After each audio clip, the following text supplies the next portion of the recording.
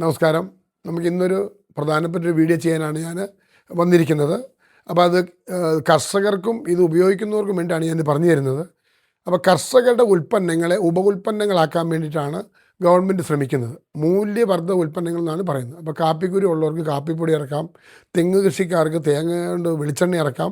അപ്പം ഞാനിപ്പം ധാരാളം തേൻ ഉൽപ്പാദിപ്പിക്കുന്ന കർഷകനായതുകൊണ്ട് ഞാൻ തേനിൽ ഒരുപാട് മൂല്യവർദ്ധിത ഉൽപ്പന്നങ്ങൾ നിർമ്മിച്ചതാണ് ഈ പിന്നിൽ കാണുന്നതെല്ലാം.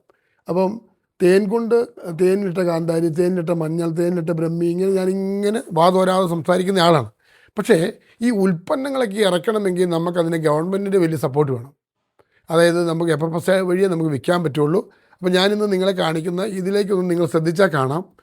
ഇതാണ് ഹൈ റേഞ്ച് ബീ കീപ്പിംഗ് യൂണിറ്റാണ് ഇതിൻ്റെ പ്രസ്ഥാനം.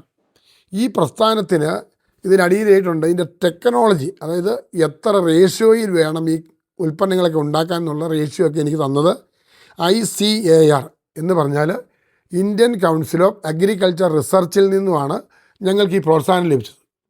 അപ്പോൾ ഈ ഉൽപ്പന്നങ്ങളാണ് നിങ്ങളുടെ കയ്യിലേക്ക് എത്തുന്നത്. ഇത് ഗവൺമെൻറ് ഓഫ് ഇന്ത്യ അപ്രൂവ്ഡാണ്. അത് കർഷകൻ്റെ ഉൽപ്പന്നങ്ങളെ മൂല്യവർദ്ധിത ഉൽപ്പന്നങ്ങളാക്കുന്നതിന് ഹെൽപ്പ് ചെയ്യുന്നതാണ് KVK കൃഷി വിജ്ഞാന കേന്ദ്രങ്ങൾ. അപ്പോൾ ഇങ്ങനെ തയ്യാറാക്കിയ അതിസൂക്ഷ്മമായി നിർമ്മിച്ച ഈ ഉൽപ്പന്നങ്ങളെല്ലാം നിങ്ങൾക്ക് വാങ്ങാം, ധൈര്യമായി ഉപയോഗിക്കാം, യാതൊരു സൈഡ് എഫക്റ്റും ഇല്ല. കാരണം ഇതിൻ്റെ എല്ലാ റിസർച്ച് കാര്യങ്ങളെല്ലാം നടത്തിയിരിക്കുന്നത് ഗവൺമെൻറ് ഓഫ് ഇന്ത്യയാണ്, ICAR ആണ്. ഇത് നമുക്ക് കൃഷി വിജ്ഞാന കേന്ദ്രം എന്ന് പറയും. ഓരോ ജില്ലയിലും ആ കൃഷി വിജ്ഞാന കേന്ദ്രമുണ്ട്. എൻ്റെ ഇടുക്കി ജില്ലയിലെ കൃഷി വിജ്ഞാന കേന്ദ്രം സ്ഥിതി ചെയ്യുന്നത് ശാന്തമ്പാറയിലാണ്.